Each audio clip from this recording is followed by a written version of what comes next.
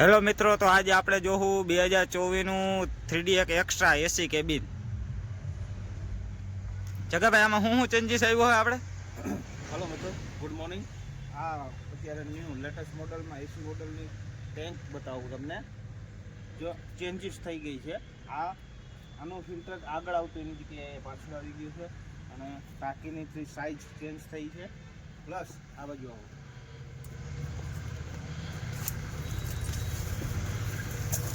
બહુ આખો પાછળની લાઇટ જે હતી એ ન્યૂ મોડલમાં એલઈડી આવી ગઈ છે. मजा आया और मैं ये जो मजा है हिंदुस्तान के हर व्यक्ति को देना चाहता एलईडी જે રાતના ટાઈમે બહુ ફોકસ વધારે કરે છે, એકદમ દિવસ જેવું કરી નાખે છે. આ બાજુ આવો,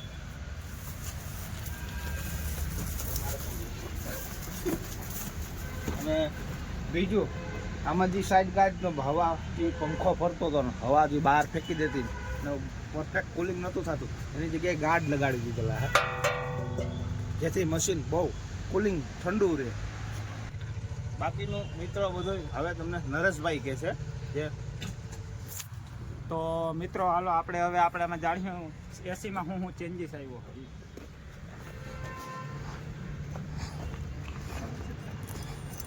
તમે જોઈ શકો છો કે એસી મોડલમાં આપણે અહીંયા એક જે ઓલી પુલી આવતી એની જગ્યાએ આનું કમ્પ્રેશન દઈ દીધું હોય.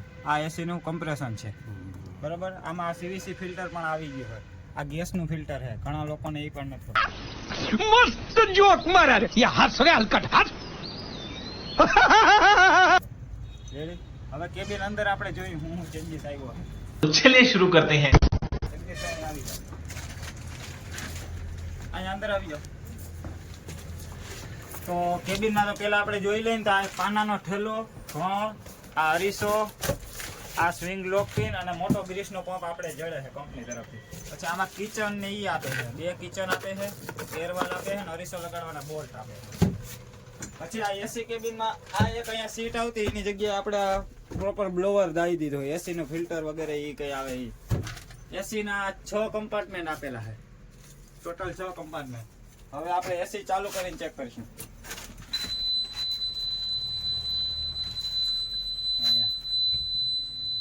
આ એસી એમનેમ આપણે ચાલુ કરવા જાઉં તો નહીં થાય કઈ, ફરજિયાત આપણે મશીન ચાલુ જ કરવું જોઈએ.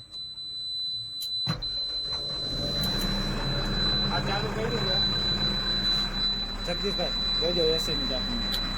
આ ચાપ ચાલુ કરવાની એટલે કુલિંગ વધુ આવે. આ એક ઉપર થઈ છે એસી ચાલુ, પછી આ 2 ઉપર અને આ 3 ઉપર.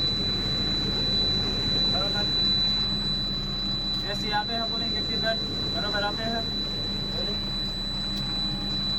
તો દોસ્તો એ રીતના આપી દીધા છે.